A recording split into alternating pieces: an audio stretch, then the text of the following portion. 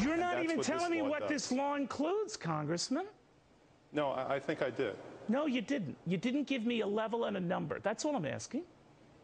Well, that's for the Secretary of the Treasury to do. We have separation of powers in the element. We have a Constitution. But Congressman, you're giving him carte blanche powers, and you're not even defining what those ranges for those powers are. All right, of course you know what that is. Neil on Fox Business blasting a Florida congressman over a bill called Pay per Performance the other day. The House just passing it. This gives the government power to regulate people's pay if a company takes a bailout. So look out. Uncle Sam can dictate how much employees make.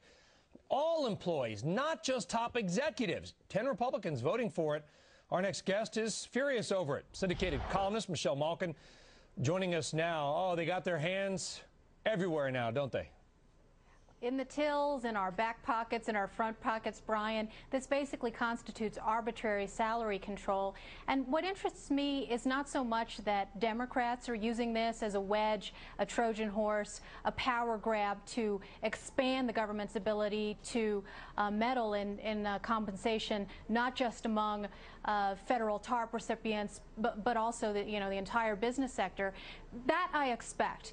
But it's very troubling to me that, of course, number one, you had 85 House Republicans go along with the AIG bashing, cover their backside bonus tax scheme, but that you had 10 Republicans go along with the secondary scheme, which, as Neil illustrated very well this week, is not much better than what they're substituting. The American public outraged by these bonuses, but I'll tell you what's sad about this is the American public, the general rank and file in America out there, hard workers, they're going to be the ones impacted because 5 banks have already given the money back.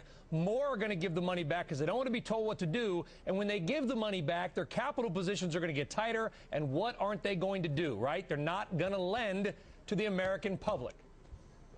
Yeah, that's right. And of course, this is all about unintended consequences. And one might argue that there was a salutary unintended consequence of sending a message to any business that might be contemplating taxpayer money that they don't want to end up like the AIG executives, employees who had their bonuses confiscated and taken back from them, either under the initial scheme or this secondary scheme.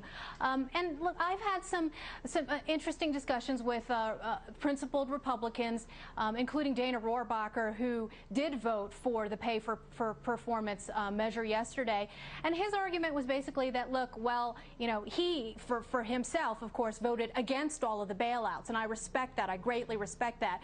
But his position is, well, if the money is going to be given, there should be some strings attached. But as Neil pointed out, and as many of us who have criticized both these schemes have pointed out, what is the definition of excessive and unreasonable? You're leaving it up to a Treasury Secretary who can't even figure out his taxes or keep track of the current TARP accounts. Well, speaking of that, in fact, I want you to listen to something. This is the Treasury Secretary, Tim Geithner, speaking with CBS News' Katie Kirk. Listen to this. So you leave the option open to actually pressure a bank CEO to resign? Of course. Of course. There you go. And as we found out with GM, it wasn't just the CEO, Rick Wagoner, that got the boot. They changed the board chairman as well. And when the new CEO was asked, why'd you pick him? He said, well, I didn't really have a play in that. In other words, Michelle, it was the administration changing the board makeup as well at GM. That's right, and it illustrates something that is of great concern to fiscal conservatives, which is that measures like the AIG bonus tax and like this pay for performance are a slippery slope. This is the camel's nose under the tent. And of course, the ultimate solution to all of this is to not give taxpayer money over to these companies in the first place, and we'd avoid all of the kabuki theater that we're seeing now. Great point. Syndicated columnist Michelle Malkin, always a pleasure. Thank you so much.